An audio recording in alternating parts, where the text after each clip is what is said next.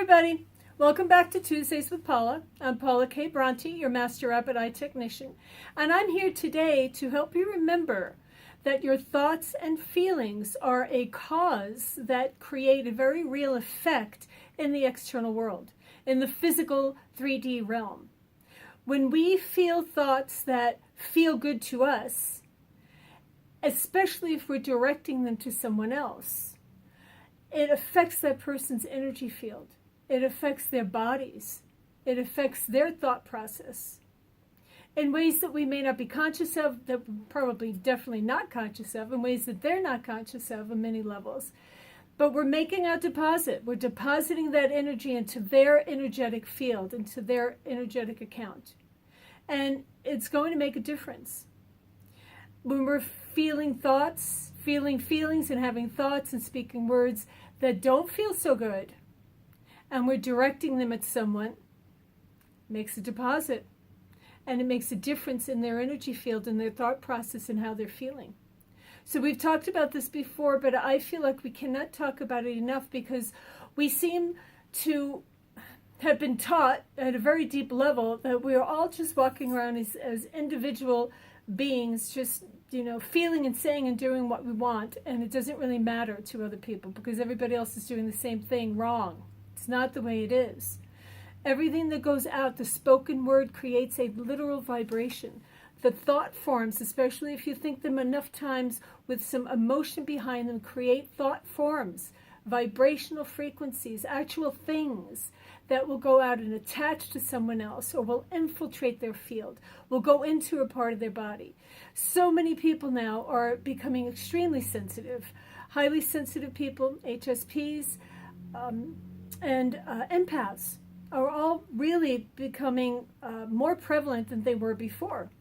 And it's not that we are responsible for their experience. However, what we are responsible for is our experience. And know that when you make these deposits in somebody else's body, in somebody else's field, in somebody else's life, inevitably, it is law.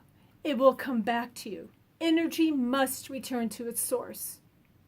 So, as you're putting out love, as you're putting out gratitude, appreciation, kind words, that will come back to you. It may not come back to you from the person you're giving it to or the situation you're focused on, but it will come back to you because the universe has got to recycle it back into its source, which is you.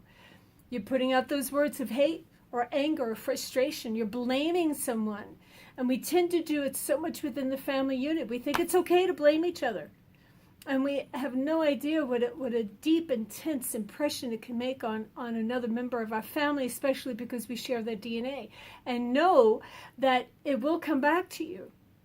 And so this is simply a reminder. Many of you, I'm sure, know this principle, but we do tend to forget it because we do just become so enslaved to our own habits, our habitual feelings, our habitual thoughts, our habitual speaking patterns.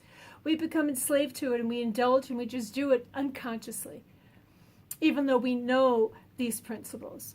So this is just a reminder to you from my heart to spend this week, consciously remembering and thinking, what am I depositing? What am I depositing today? As you begin your day, what kind of deposits do I want to make in the world today? Do I want to deposit something that will contribute to the transformation of our planet in a positive way, or do I want to contribute to the downcline of it, to the darker side? You really do get to choose.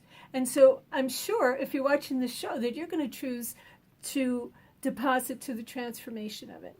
So make that choice every morning consciously and tell yourself, tell your subconscious, tell your heart, your soul, your inner children. Say, okay, today we're going to play with seeing who we can light up. Who can we speak to in a way that makes them smile and feel happy? What deposits can we make in the world that will contribute to the upliftment and the inflow of light into our world? And I'm going to leave you with an experiment to do. All right? Do that this week because then next week you can send me emails. Tuesday with Paula, you can send me comments telling me what your experiment showed you. I saw this online actually. It's YouTube and I'm doing it with my grandson. It's a great thing to do with kids. So cook some white rice. and put some in one jar and put some in the other jar. And it's very much like Dr. Emoto's experiment that he did with water. Right? But this is even more visible. Right? So 2 jars of cooked white rice. Take 1 jar, hold it in your hand, and just send love to it. You may not be able to love rice, right? But think about something you love. It's just unconditional, right? Your pet, maybe a baby. Just feel love. Love the angels, the love you may feel for God or the divine. And just infuse that jar, that white rice, with all the love and appreciation that you can transmit. And then take the other jar and hold that one in your hands. And actually, all right, I'm going to make a shift here. Let's do it the other way around. Start with the negative and end with the positive so you don't end up sliming yourself. So begin your experiment with holding 1 jar of rice and thinking the negative thoughts. If there's somebody you're angry with or you're resentful or you're blaming, right? Everybody's got that, as Abraham Hicks says, everybody's got a rascal. So whatever you need to do to bring up those feelings of negative hate or anger or resentment, hold that jar of rice and just pour it in there. Dump all those negative feelings and emotions into that particular jar of rice as strongly as you can. Put that jar down and then pick up the other jar and go into your space of love. So you get to end the experiment feeling uplifted yourself. Something that really generates love and appreciation, and you put it in that jar. And then leave those 2 jars of rice for around 5 days, maybe 6 or 7. And watch and see which one molds and which one does not. One of those jars of rice is going to get moldy.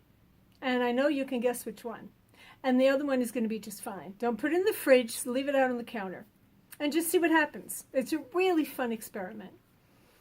And it is such a way to really see how true it is that the energy that we infuse into something creates a difference in this physical world. Okay, there you go. So remember this week. Make it to positive love. Make it to positive light. Make a conscious choice to bring forth the best in you so that you contribute to bringing forth the best in the whole world around you. All right, have a fabulous week and let me know what happens with your rice experiment. Bye, everybody.